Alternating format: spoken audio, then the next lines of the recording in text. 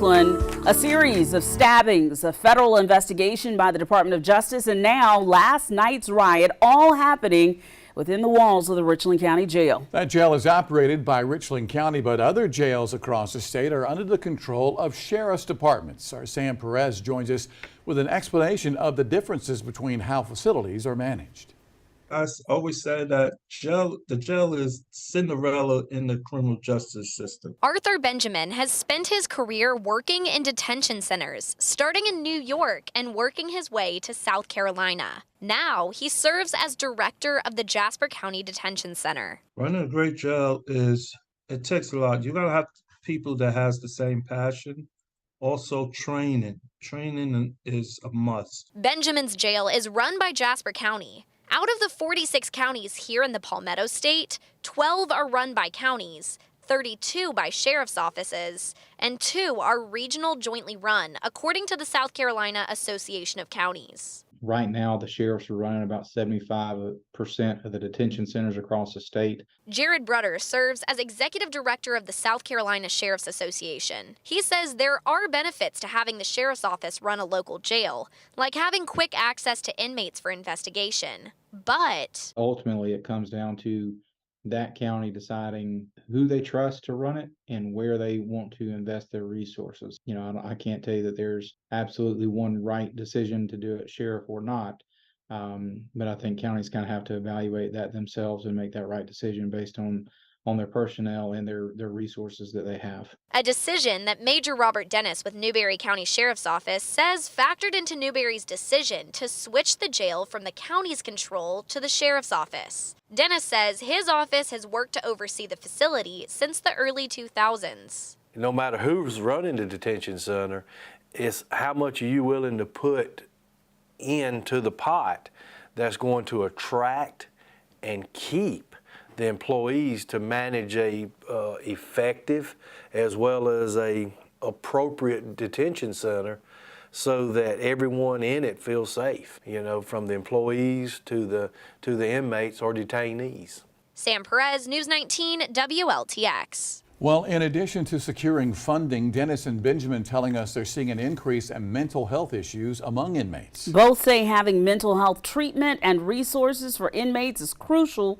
for successfully managing their jails. Meanwhile, now, more than a dozen inmates at the Richland County Jail facing charges after the fire and riot last night. This adds to a series of issues at the troubled jail this year. News 19's Becky Buds joins us in the studio now with the very latest. Becky.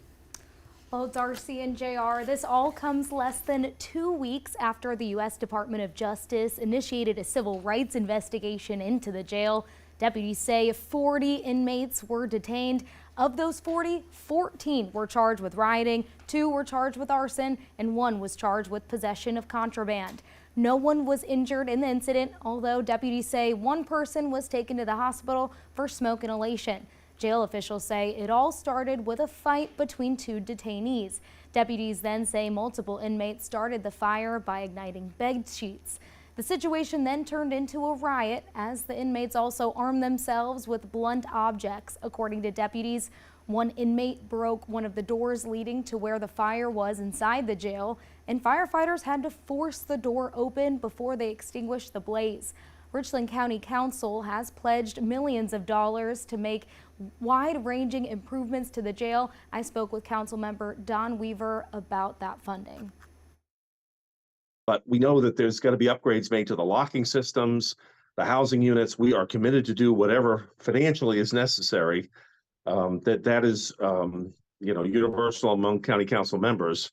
All these situations are very unfortunate.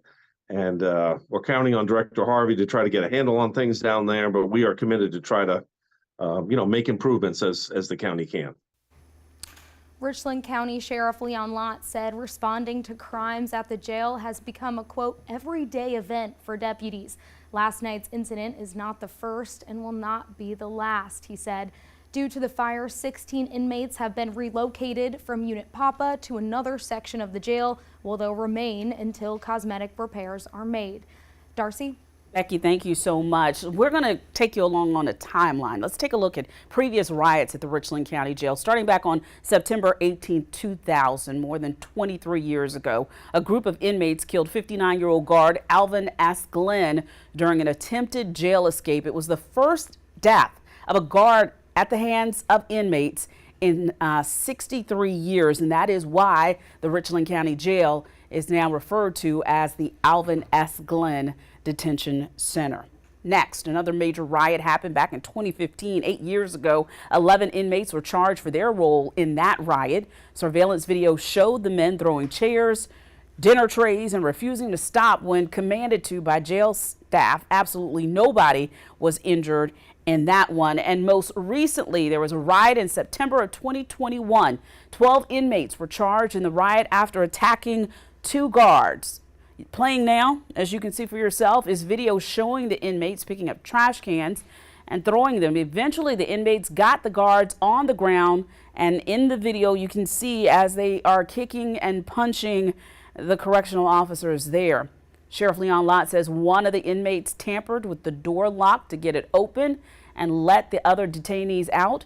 The inmates were reportedly upset about a lack of recreation time.